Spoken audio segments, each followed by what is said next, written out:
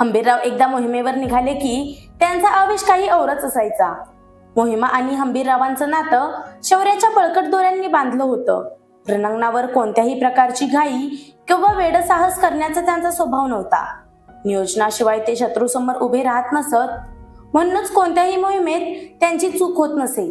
ऐनवेळी जर काही अडचण आली तर तोडगा काढण्याचं काम त्यांचं डोकं झटपट करायचं. इतका त्यांचा मेंदू रणांगणातील युद्ध नामक प्रसंगाशी जोडला गेला होता. हंबीररावांना स्वतःवर विश्वास होताच, पण आपल्या मराठी सैनिकांवर सुद्धा होता. त्याच विश्वासावर हंबीरराव सरसेनापती झाल्यानंतर अनेक मोहिमा त्यांनी सफलरित्या फत्ते केल्याची नोंद सापडते. सरसेनापती असूनही हंबीररावांना अहंकार नव्हता. त्यांच्या दृष्टीने स्वराज्य आणि स्वराज्य हे सत्य होतं. स्वराज्यासाठी आपला प्राण तळहातावर घेऊन ते लढले आणि जगले. त्यांचा शिवाजीराजे, संभाजीराजे आणि स्वराज्य यांना भक्कम पाठिंबा होता. तो पाठिंबा त्यांनी आपल्या शरीरात रक्ताचा शेवटचा थेंब असेपर्यंत काढला नाही. मोगल सरदार कुलीच खान याच्याबरोबर सरफराज खान, यलबर्गा खान व एक राजपूत सरदार किशोर सिंग हाडा 7,000 सैन्यासह मराठ्यांवर स्वारी करण्यासाठी निघाले. सोलापूर जिल्ह्यातील सांगोला तालुक्यातील खवासपूर या ठिकाणी आले. खवासपूर भीमा नदीपासून 130 किलोमीटरच्या परिसरात आहे. संभाजीराजे यांचे 20,000 स्वार हंबीरराव आणि विठोजी यांच्या अधिपत्याखाली मोगलांशी लढण्यास तयार झाले. या मोगलांवर हल्ला करून नेहमीप्रमाणे मराठी डोंगरात लपून बसले. औरंगजेबाला कुलीच खानाने मात्र खरी गोष्ट कळवली नाही. त्याने एक अर्ज पाठवला. त्यात त्याने लिहिले, शत्रूच्या जमितीस उत्तम तंबी देऊन बादशाही सुदैवाने मोठा विजय मिळवला. शत्रूचे लोक इतके मारले गेले की शाबेहनत प्रमाणे दिवस उजाडला. बादशाही चाकर कृपेची आशा करीत आहे. त्यांच्या या पत्रावर औरंगजेबाचा विश्वास बसला नाही. त्याने एक चोख प्रश्न विचारला, तो म्हणजे शत्रूच्या लोकांना जर मारले तर बादशाही लोक कामच कसे आले? शिवाय तो आजमशहाकडे का परत आला? साखर खोटे बोलणार नाही असं तो म्हणाला. पण औरंगजेबाला या विजयाची अजिबात खात्री नव्हती. औरंगजेब खूप धूर्त आणि चाणक्य होता. त्याला या बातमीत घोळ आहे असे जाणवलं. कारण या मोहिमेवर स्वतः हंबीरराव होते. हंबीररावांचे नेतृत्व आणि मुघलांचा विजय या दोन गोष्टींचा औरंगजेबाच्या दृष्टीने मेळ बसत नव्हता. बातमीतील घोळ बादशाहच्या लक्षात आला. यावरूनच कळतं की हंबीरराव किती लष्करी ताकदीचे माणूस होते. कुठलं राजकारण औरंगजेबाच्या रक्तातच होते.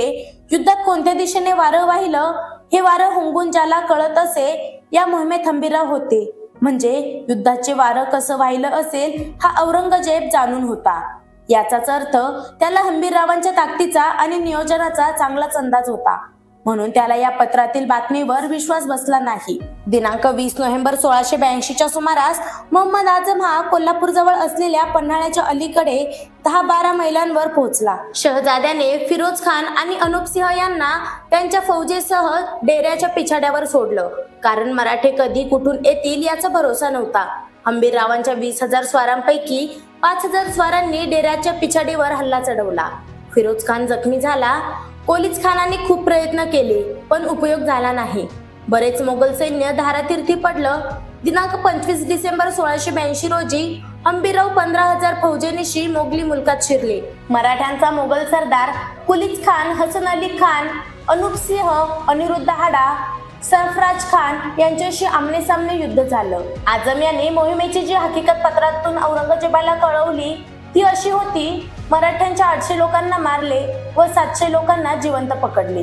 त्यांची छत्री निशाण, बंदुका इत्यादी हाती लागले. बहुतेक बादशाही लोक कामास आले व जखमी झाले. कुलीच खानास बंदुकीची जखम झाली नाही. मोठा विजय प्राप्त झाला. या पत्रातून आझमने बहुतेक लोक कामास आले असं लिहिलं होतं. याचा अर्थ मोगल सैन्याचा या मोहिमेत पूर्ण पराभव झालेला आहे हे चाणक्य औरंगजेबाने ओळखलं. आपले 2 सेनापती जखमी झाले आहेत आणि बहुतेक लोक धारातीर्थी पडले आहेत हे माहीत असूनही आझमच्या मनातील मराठ्यांशी लढण्याची कुमकुमी जिरली नव्हती. औरंगजेबाकडून बक्षिसाची रक्कम काढण्यासाठीच आझमचा हा प्रयत्न चालू होता. यासाठी तो पुन्हा मराठ्यांशी आमनासामना करायला तयार होता. याच हेतूने तो कोल्हापूर, पन्हाळा या भागात फिरत होता आणि हल्ला करण्याची संधी मिळते याची वाट पाहत होता. ही बातमी हंबीररावांच्या कानावर आली आणि ते लगेच आझमचा बंदोबस्त करण्यासाठी निघाले. आझमला एकदा पराभवाची गुटी पाजली तरी तो ऐकत नाही याचा हंबीररावांना संताप आला होता. त्याला चांगलाच धडा शिकवायचा हे मनाशी पक्के ठरून ते आजमवर चालून गेले. हंबीररावांनी त्याला गाठलं आणि त्याच्या पाठीमागे असे पडले की आजम युद्धाच्या तयारीत होता तरी पिछाडीला गेला. हंबीररावांनी त्याला पार भीमा नदीच्या पलीकडे पळवून लावलं. शत्रूस एकदा चोप देऊनही ऐकत नाही म्हटल्यावर हंबीररावांसारख्या रणंगणावर चपळाईने आणि त्वेषाने फिरणाऱ्या सेनापतीने आजमला चांगलीच धूळ चारली. मोगल आणि मराठे यांच्यातील या युद्धाबद्दल जे शकावले तशी नोंद आहे. शके 1604 दुदंडी नाम समस्तरे माघ मासी सुलतान आजमशाह येऊन कोल्हापूर पाहतो. 10वीला त्या हंबीररावांनी फिरवून भवऱ्यापलीकडे लावली. सन 1682 साल हे साल मराठ्यांसाठी खूप दगदगीचं गेलं. संभाजी राजा आणि हंबीरराव यांच्या तलवारीला या वर्षात अजिबात उसंत मिळाली नाही. हंबीरराव मोगलांशी चांगली ससवलपट करत होते. या सगळ्या चकमकीत मोगलांचे बरेच सैन्य कामी येत होतं.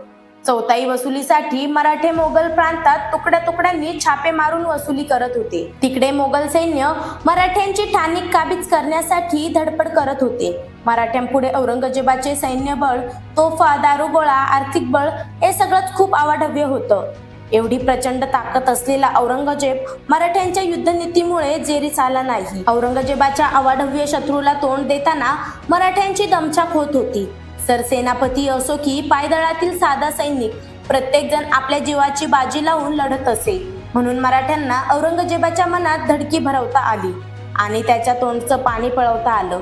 औरंगजेबाचे मातब्बर सरदार रहुल्ला खान, शहाबुद्दीन खान, बहादूर खान, रणमस्तक खान या सगळ्यांना शंभूराजा आणि हंबीरराव यांनी पूर्ण जेरीस आणलं होतं. औरंगजेब एवढा सामर्थ्यशाली असूनही त्याला काय करावं हे कळत नव्हतं. मराठ्यांच्या काबूत आणण्यासाठी कोणती खेळी खेळावी हे त्याला उमगत नव्हतं. औरंगजेबाची सद्य परिस्थिती कशी झाली आहे हे कारभारकर इंग्रजांनी सुरतकरांना पत्रातून कळवलं होतं. हे पत्र लिहिलं होतं 30 जुलै 1682 रोजी. मोगल बादशाह संभाजी राजाविरुद्ध इतका चिडला आहे की त्याने आपल्या डोक्याची पगडी खाली उतरवली आहे आणि शपथ घेतली की त्याला मारल्याशिवाय किंवा राज्यातून हाकलून दिल्याशिवाय मी ती डोक्यावर धारण करणार नाही. मराठ्यांना सामदंड भेद करूनही काही उपयोग होत नाही. ते घाबरत नव्हते आणि त्यांचे हल्ले थांबत नव्हते. हे बघितल्यावर नैराश्यातून आणि चिडून औरंगजेबाने ही प्रतिज्ञा केली होती.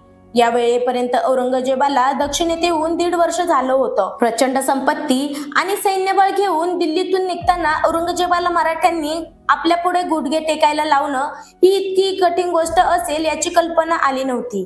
एका सम्राटाने संभाजीराजांना पकडण्यासाठी आपल्या डोक्याची पगडी काढून ठेवली. यातच मराठ्यांचं शौर्य आणि यश दिसून येतं. औरंगजेब दक्षिणेत असूनही संभाजीराजे आणि हंबीरराव यांच्या आणि मराठ्यांच्या सेनेच्या पराक्रमाचा चौघडा सगळ्या महाराष्ट्रात घुमत होता. याच वेळी शंभूराजांनी रामसिंगांना पत्र पाठवलं. त्यात मराठ्यांच्या पराक्रमाची गाथा लिहिली होती. औरंगजेबाच्या गैरहजेरीत दिल्लीचं तख्त ताब्यात घेण्याची मोठी संधी असल्याचं त्यानं रामसिंगांना म्हटलं होतं. पण दुर्दैव महाराष्ट्राचंच. रामसिंगांनी शंभूराजांच्या पत्राला फारसं गंभीरपणे घेतलं नाही. असं नसतं झालं तर दिल्लीचे तख्त मराठ्यांच्या ताब्यात आलं असतं आणि वेगळाच इतिहास लिहिला गेला असता. रामसिंग राजपूत असून स्वराज्य स्थापनेला आग्रही नव्हता. मोगलांची चाकरी करण्यात, त्यांच्यासाठी लढून शौर्य गाजवण्यात धन्यता मानणारे काही लोक होते. त्यातच रामसिंग होता. जर रामसिंगांनी या पत्राची दखल घेतली असती तर शंभूराजांनी आक्रमक पावलं उचलली असती आणि मग वेगळं राजकारण आकारास आलं असतं. इथे त्यांनी नक्कीच हंबीरराव मोहिते यांना पाठवलं असतं. शंभूराजांच्या बरोबरीनं हंबीरराव या मोहिमेत औरंगजेबाला कैद करण्यास निघाले असते. दिल्ली आणि दिल्लीपती दोन्ही गोष्टी ताब्यात घेतल्या असत्या. मराठ्यांचं स्वराज्य दिल्लीपर्यंत पसरलं असतं. पण या जरतरच्या गोष्टी आता उपयोगाच्या नाहीत. मराठे औरंगजेबाच्या प्रचंड सेनेनिशी चिवटपणे लढत होते. याचाच पुरावा म्हणून सुरतकारनीचे पत्र मुंबईकरांना लिहिलं होतं.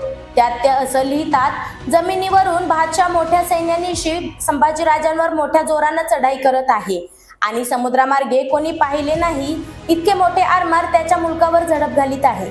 परंतु संभाजी मुघलांना फार जड जाईल यात शंका नाही. ते पत्र लिहिलं होतं दिनांक 26 जानेवारी 1683 रोजी.